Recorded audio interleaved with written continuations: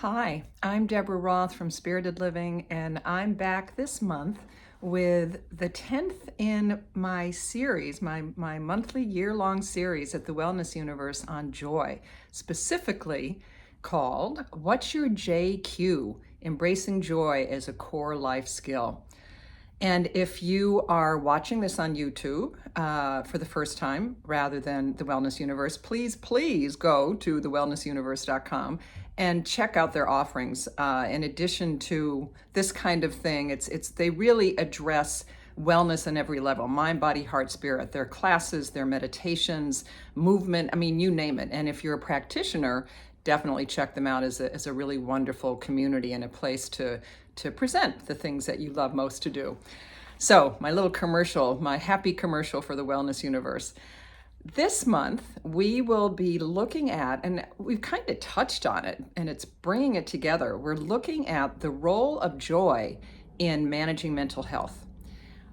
It should be pretty obvious by now, as I said, we're now in our 10th month, that there are so many ways that joy and laughter and really owning the fact that we all carry a certain amount of joy intelligence within us. It's an innate thing in humans. It gets buried sometimes. And one of the reasons that I'm doing this series, if you think, for instance, a way to really understand the way that the many ways in a day-to-day living, think about what happens if you laugh at something, or if something spontaneously, laughing there is laughing therapy. You literally can feel your shoulders drop. You can feel your heart rate sort of go down. Things kind of ease.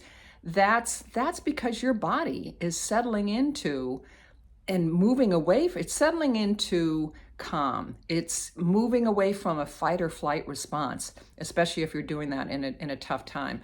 When we do that, and I've talked about this before, you are increasing that kind of body response, that kind of physiological, neurological response, triggers all these happy hormones, serotonin, dopamine, and reduces the levels of cortisol in your system, which is the classic sort of stress hormone. So laughter, thinking joyful thoughts, making a point to look into the parts of your day or your life that are working for you. Joyful experiences really typically will reduce that level of stress.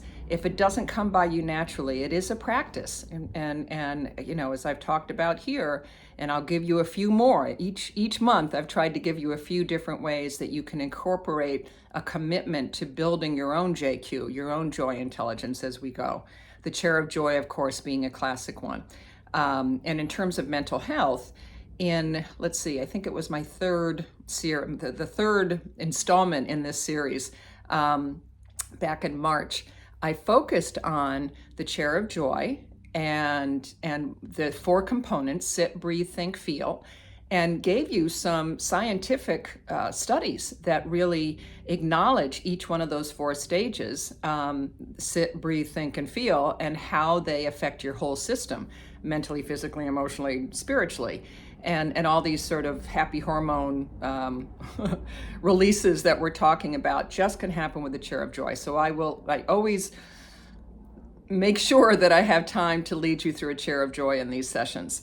And when you are engaging consciously in these sorts of joy practices, you are obviously fortifying your mental health, your emotional well-being, so that in challenging times, it's almost like you're filling your joy bucket so that you have something to support you when you're faced with really tough times. You can reach into that bucket, or just take a moment to breathe into your joy bucket.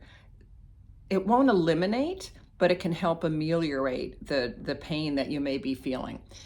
And it yields dividends on every level. We have better concentration. We're more creative. We have clearer thinking. We have more balanced, mind, body stuff going on. And again, I've talked about all of this, but I guess what I wanted to do this month is really bring it home that with that all of these hormonal changes, all of the reduction in cortisol, the increase of serotonin and dopamine, all very clearly, very distinctly affect our mental health, in addition to all the other wonderful things that it does. See if there's anything else I wanted to say about that. Oh, this is kind of cool. When you, over time, when you participate in these sort of joy practices very intentionally, one of the things that you're doing is you're training the brain to be more resilient, so that the amygdala, which is the fair center of the brain, excuse me, gets better at soothing, so that you're less reactive to things.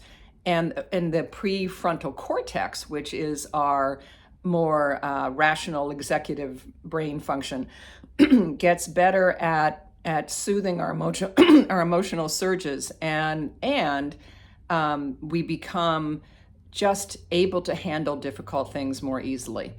So I want to give you just 4 quick, and I'll go into more detail with them in the description with this blog, and also at the on my YouTube channel where this appears almost right away. 4 things this month. Start a smile file. So sounds corny, but really kind of tuck away, create a folder. Could be pictures, it could be sayings or affirmations, or something that really for you brings you back to a joyful moment, so that when you are having one of those difficult days, you can reach in there, kind of like the joy bucket we were talking about. And it just for a few minutes, just so that you can come back to center.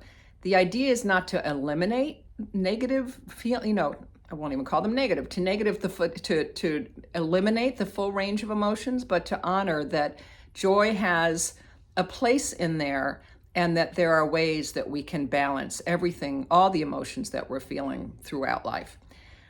Joyful movement. This is a fun one. One of my oracle cards that I pulled today said dance, which I still have to do. Any kind of movement, whether it's playing a sport, whether it's actually dancing, that stimulates the body in a whole other way, particularly if you're doing it joyfully. I can't imagine dancing not being joyfully, but the idea is that it really gives you a chance to do something silly and elevate all those great happy hormones. This is one, the 3-2-1 technique is sort of evolved out of the chair of joy related stuff. So it's the 3-2-1. The 3 is taking 3 deep breaths, like so, do 3 of them, and then think of 2 things that you're grateful for in this moment. And then the last one is just to smile for a moment. Look in the mirror. Maybe you won't last a full moment, but that's the 3-2-1, and see how that elevates your mood as well.